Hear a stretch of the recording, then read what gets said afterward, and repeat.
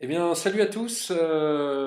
Comme prévu, aujourd'hui, je voulais revenir un peu sur les deux premiers matchs officiels de l'équipe de France version Laurent Blanc.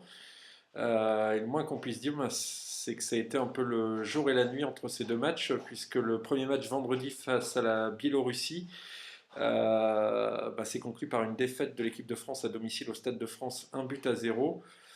Bon, ça n'a pas été un grand match, autant le dire tout de suite. Moi, par contre, il y a des éléments qui m'ont énormément déçu. C'est Guillaume O'Haraud devant et Jérémy Ménez qui revendiquait un peu trop de pression sur ses épaules. Donc, quand on a trop de pression, on vient pas en équipe de France, hein, je suis désolé, mais c'est des matchs hyper excitants à jouer et je pense pas qu'on puisse mettre sa performance sur le compte de la pression.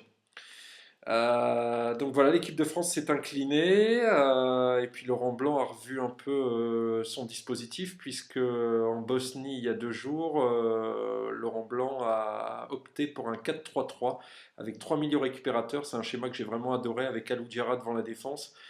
Et puis les deux Mvila et Diaby pour ses qualités de perforateur. Là, j'ai vraiment retrouvé le Abu Dhabi d'Arsenal. Et puis, l'homme du match, ça a été Karim Benzema, qui a été un peu emprunté en première mi-temps, qui a loupé deux, trois belles occasions, mais qui a su déclencher l'ouverture du score, ce qui n'est pas anodin. Et puis, si on remonte bien le fil du deuxième but marqué par Malouda, Karim Benzema est à l'origine de l'action. Donc voilà, c'est un peu l'homme du match. Moi, ce qui m'inquiète un peu, c'est le temps de jeu que Karim Benzema aura dans ces prochaines semaines au Real de Madrid, puisque si son temps de jeu reste aussi faible que celui de l'année dernière, il risque d'avoir du mal à revenir en équipe de France. Mais Laurent Blanc n'a pas voulu le dire, mais concrètement, on sent qu'il a vraiment une longueur d'avance sur les autres attaquants actuellement en équipe de France.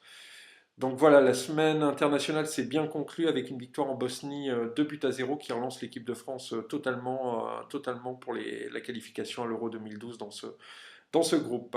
Voilà, écoutez, moi je vous souhaite une bonne soirée et écoutez, je vous dis à très bientôt. Salut!